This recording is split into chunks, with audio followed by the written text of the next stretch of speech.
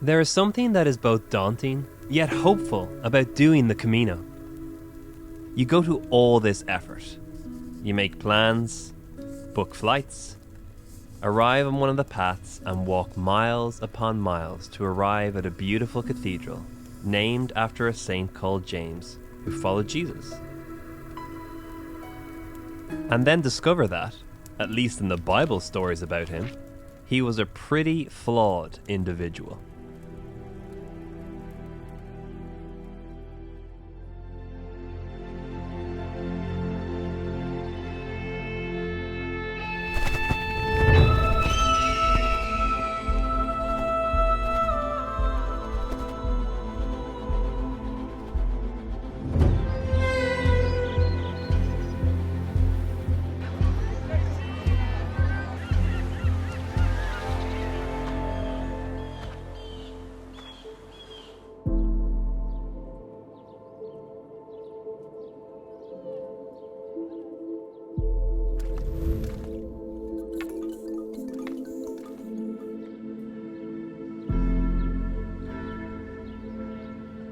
If you read through the stories of Jesus and his relationships with the disciples recorded in the Gospels, there's one person who comes off really well, and that's Jesus.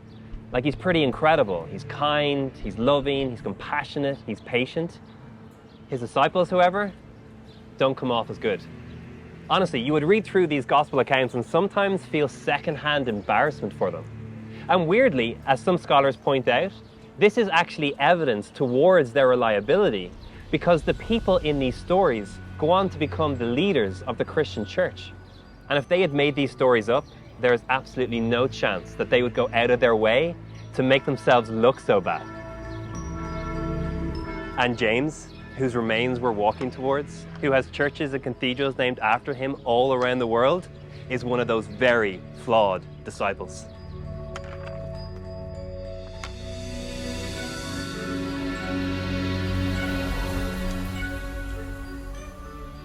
Like at one point, he and his brother John asked Jesus if they can have the best seats on Jesus' right and left when Jesus' kingdom comes.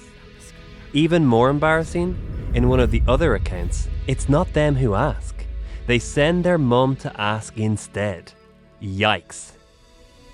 If I'm making up a story about myself that is supposed to make me look good, I don't include details of me getting my mum to ask Jesus for a promotion. At another point, he and John are sent out by Jesus into villages to preach the good news, help the sick, and serve the poor. What a wonderful calling. But when they go out and do it, many reject them. So what do? They go back to Jesus and ask him for something else, for permission to call down fire on the people who didn't believe them. It's hard to imagine missing the point in a bigger way than James here. All this fieriness earns him and his brother the nickname, the Sons of Thunder. Not only does this sound like a terrible 80s band, it's also a hilarious and cutting nickname. Why? Because thunder has no power. It's all noise and no action. It's all bark and no bite. And yet, Jesus never gives up on James. Is he fragile? Yes. Is he insecure? Absolutely so. Is he a mess? Undoubtedly. But he is on a journey, and the journey changes you. The wonderful thing about journeying with other people, whether on the Camino or in real life, is that you can only fake it for so long. You can only get so far down the path before your true self starts to come out. You know, to show your true character, your true hurts, your true struggles. James tried so hard to make it look as if he had it all together, that he wasn't hurting. But the more that he journeyed, the more that his limp began to show. The more that you could see that he wasn't a finished product, that he had what we all need, a walking stick. Something that not only helps us up, but holds us up. Something that takes the pressure off. It's a common sight and symbol on the Camino. We all have them, whether we acknowledge it or not. We need something to lean on as we figure out how to keep going.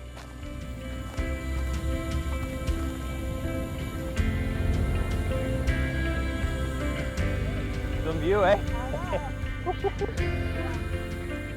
But just because that's who James was, doesn't mean that that was who he was always going to be.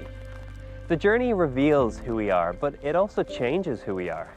And James's journey with Jesus changed him. As in, the pride of wanting the best seat became humility.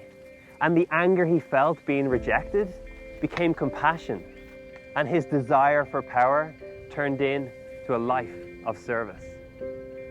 That's what the journey does, particularly the journey with Jesus.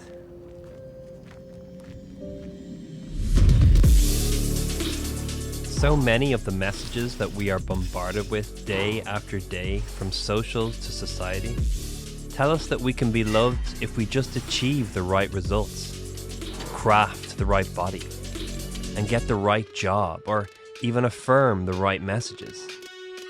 That's the opposite of the journey with Jesus.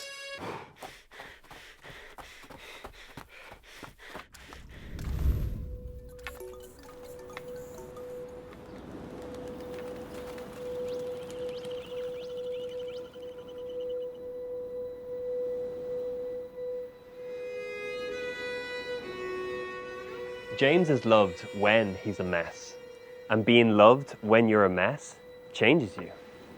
As James's brother said, we love because he first loved us. Both James and his brother went from fire to love. It's what changed James. He goes from insecure, petulant, fragile, to someone who leads a community that changes the world. He goes from limping and stumbling around to being a walking stick for others, supporting them, helping them, loving them. The community that him and his friends create is like this wonderful, inclusive family that shares so that there's not one person in need. They do miracles, they welcome the outsider, they serve their community.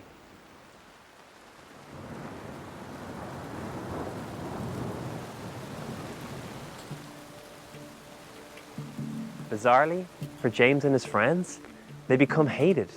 But what do? They just keep on loving and they keep on serving. Because the change in them is so profound, so total, so complete, that they can now only see the world the way that Jesus sees the world. A place of woundedness and hurt, longing for forgiveness and healing. James's new way of living and loving becomes such a threat to the toxic powers around them that they have him executed. But yet his legacy lives on. His journey from hurting to wholeness is so beautiful and so powerful that millions of people around the world do the Camino and travel to where his remains rest. We might think we are closest to James when we get to Santiago and see the cathedral named in his memory. But I don't think that's the case.